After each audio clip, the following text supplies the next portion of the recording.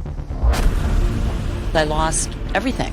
I didn't want people to know. It was so fun for people to find me sexy. Basic Instincts has the most paused moment in movie history. What moment would that be? It revealed more than even Sharon intended. I lost a lot of work. All I was a joke. My husband divorced me, married his girlfriend, and they sued me for custody of my son. I've never really told anyone what I've been through. The sexiest woman on screen. Now she's taken a turn. All hell kind of broke loose in the hospital. I'd been hemorrhaging into my back, my head, my face, my spine. Every 18 minutes in America, somebody has a subarachnoid hemorrhage. About half of them will die. I had a 9-day brain hemorrhage before they found out. I was afraid to surrender myself. People think that strokes only happen to old people, but that's just not true. The patient directly across from me died while I was in there. Took me from being a foolish, superficial person to understanding and accepting my humanity. I'd read that you had one of those near-death experiences. When the stroke happened, I was standing behind my couch, and somehow I ended up over the couch, and I'd hit the coffee table, and I was on the floor. It was, in the movies, you see Zeus hit somebody with a lightning bolt, and they just sort of fly. I awoke on a gurney being taken down the hallway without discussion to me and without my consent or understanding. I didn't know, would they cut off the top of my head? All hell kind of broke loose in the hospital. By now, I had already been hemorrhaging for over 5 days. I called my mom, and I said, "Mom, I'm calling you from the emergency room." And I said, "I'm having a brain hemorrhage." And she said, "I'm on my way, I love you." Click.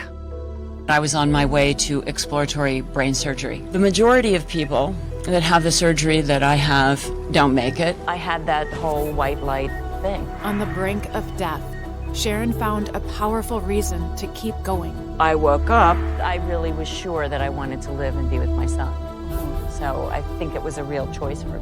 And then I had to learn to walk, hear, write, talk, remember, and everything all over again. And as she was trying to recover, the person she trusted most betrayed her.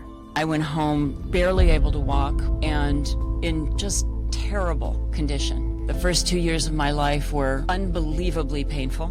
My husband divorced me, married his girlfriend, and they sued me for custody of my son.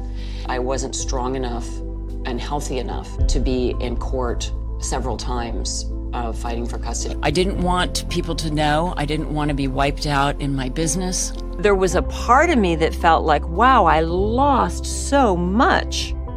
My career was basically over. My family was over. I got divorced. My child was taken away. A lot of my identity, I thought.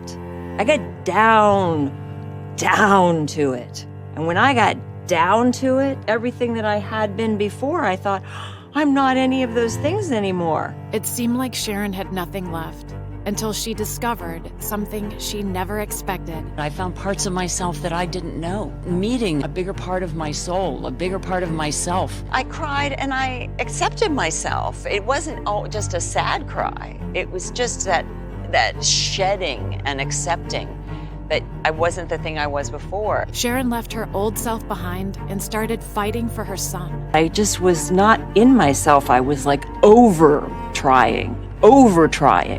I had to learn how to learn differently. You get behind financially, you get behind in your career. You not only have to deal with your health and your family, but you also have to start over again once you are well. And you kind of disappeared for a while. Ultimately, I would say it took about 7 years for me to be fully and wholly recovered. But it was all worth it when she got her son back. And were you happy to have your son there? It was a beautiful experience. I'm so proud of him. 3 boys, now I have 3. I adopted 2 other children on my own. My kids are all together and I'm going back to work. And she even found a cause that's bigger than her own family. Why did you get so personally involved with AIDS? Through these very profound experiences, I just felt that my fame had a purpose. We raised $34 million. All of that goes to scientific research. We had a pediatric cure in the last year. I think life is a service job, and anybody who thinks they're self-employed isn't. Sharon faced death and found what truly mattered. My philosophy is it's not how you fall, it's how you get up. And do you have the dignity and the courage and the integrity to get up and keep your moral compass together? Everything got richer for me through this experience. Everything got better for me through this experience. It was like starting over. So I want to say thank you for choosing me to be Woman of the Year, because there was a time when all I was a joke. Do you feel empowered?